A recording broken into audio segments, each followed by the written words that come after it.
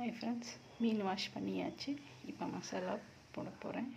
என்னென்ன மசாலா போடலான்னு பார்க்கலாம். அங்கே நான் என்ன யூஸ் பண்ணுறேன்னு பாருங்கள். ஆச்சியோட ஃபிஷ் ஃப்ரை மசாலா தான் யூஸ் பண்ணுவேன். அதை பாதி போட்டுக்கலாம். ஓகேங்களா.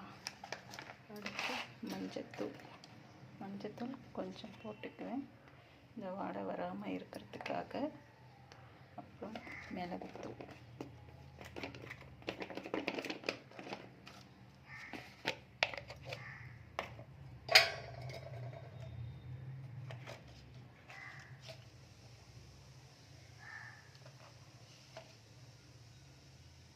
மிளகுத்தூள் போட்டாச்சு. அப்புறம்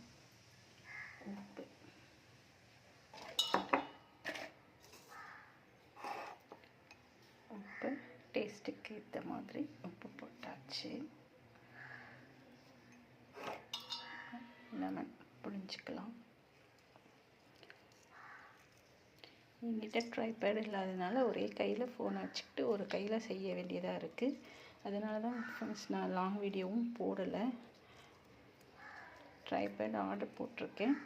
வந்தவுடனே கூடிய சீக்கிரத்தில் இருந்து உங்களுக்கு எல்லா ரெசிபியுமே லாங் வீடியோவில் வரும். லெமன் புழிஞ்சாச்சு. கையால் நல்லா பிசைஞ்சிக்கலாம்.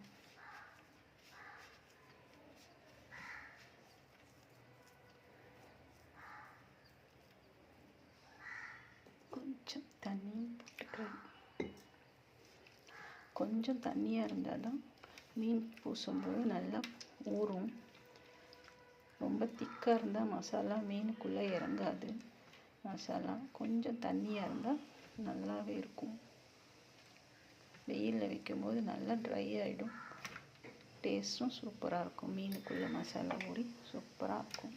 எப்பயுமே நான் வெயிலில் வச்சிருவேன்.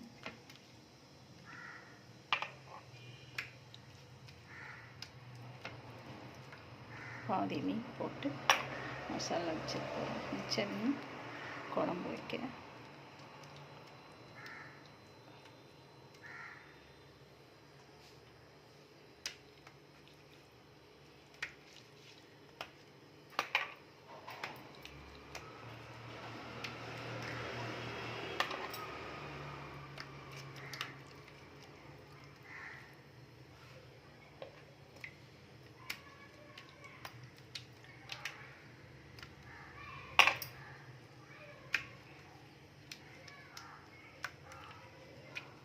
ஓகே ஃப்ரெண்ட்ஸ், அப்புறம் மசாலா வச்சுட்டு மசாலா நல்லா ஊறின பிறகு ஃப்ரை பண்ணும்போது இங்கே வீடியோ போடுறேன்.